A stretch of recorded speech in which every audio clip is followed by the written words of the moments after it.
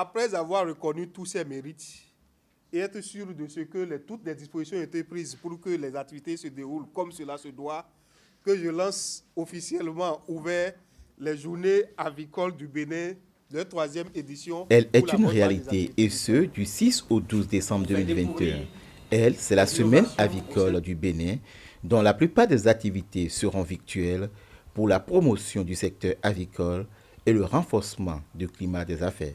Il ne nous reste plus qu'à voir les acteurs et autres intervenants profiter de cette opportunité de promotion en consommant les services circonstanciellement offerts et surtout en participant activement aux activités prévues pour ces 7 jours bien achalandés, même si ce sera à travers des médias digitaux et des médias traditionnels. Le renforcement des capacités en termes d'amélioration de la qualité des ressources humaines, le développement des services économiques aux professionnels des différentes chaînes de valeur, le plaidoyer et la bataille pour une inversion de la courbe d'importation des viandes congelées en faveur de la production locale, etc., constituent d'être les premières priorités de mon conseil d'administration et moi-même.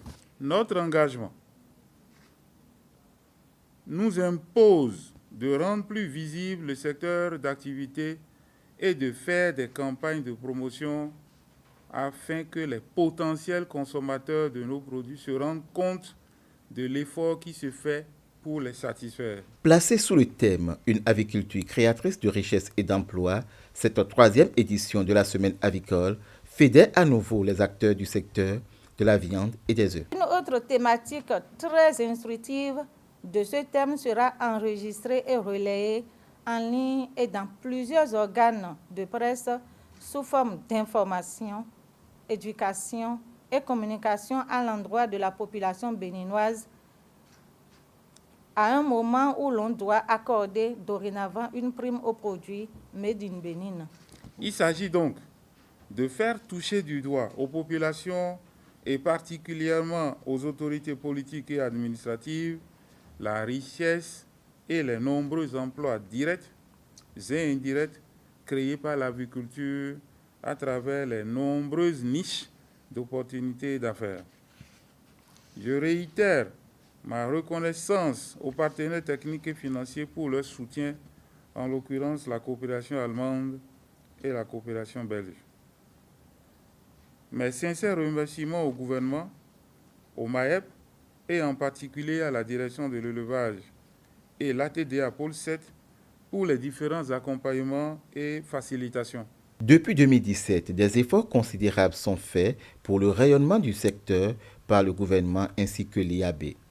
Cependant, des challenges restent à relever. Il s'agit de régler des problèmes de la mise à disposition des intrants, surtout poussins et aliments en quantité et en qualité, à coût accessible. La sécurisation des exploitations avicoles, la concurrence déloyale causée par des produits importés.